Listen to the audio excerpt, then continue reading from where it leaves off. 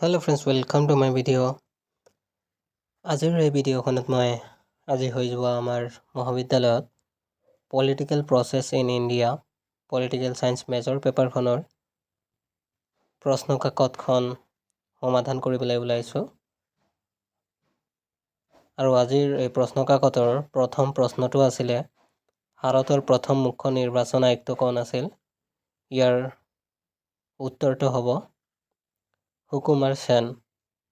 দ্বিতীয় প্ৰশ্নটো আছিল ভাৰতীয় সংবিধানৰ কোনটো অনুচ্ছেদত নিৰ্বাচন আয়োগৰ বিষয়ে আলোচনা কৰা হৈছে?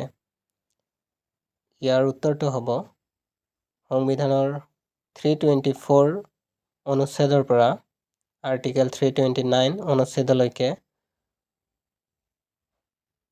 নিৰ্বাচন আয়োগৰ বিষয়ে আলোচনা কৰা হৈছে। 3 নম্বৰ প্ৰশ্ন ভাৰতৰ নিৰ্বাচন আয়োগ কোন বছৰত গঠন হৈছিল?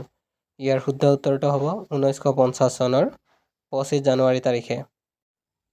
4 নম্বৰ প্ৰশ্ন কোন বছৰত প্ৰথমবাৰৰ বাবে জনপ্ৰতিনিধিত্ব আইন প্ৰণয়ন কৰা হৈছিল? ইয়াৰ শুদ্ধ উত্তৰটো হ'ব 1951 চন। 5 নম্বৰ প্ৰশ্ন ভাৰতৰ মুখ্য নিৰ্বাচন আয়ুক্ত কোনে নিযুক্তি দিয়ে?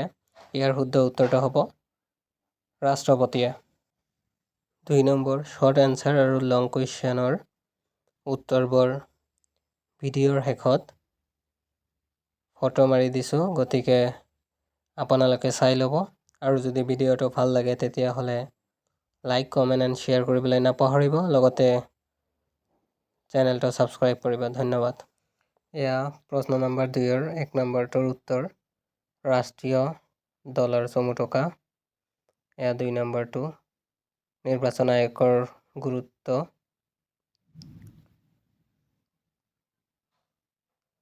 এয়া কুৱেশ্যন নম্বৰ 3ৰ প্ৰথমটো প্ৰশ্নৰ উত্তৰ নিৰ্বাচন আয়োগৰ ক্ষমতা আৰু কাৰ্যাৱলী 15টা দিয়া আছে, আপোনালোকে যিকোনো 8টা লিখিলে হৈ যাব।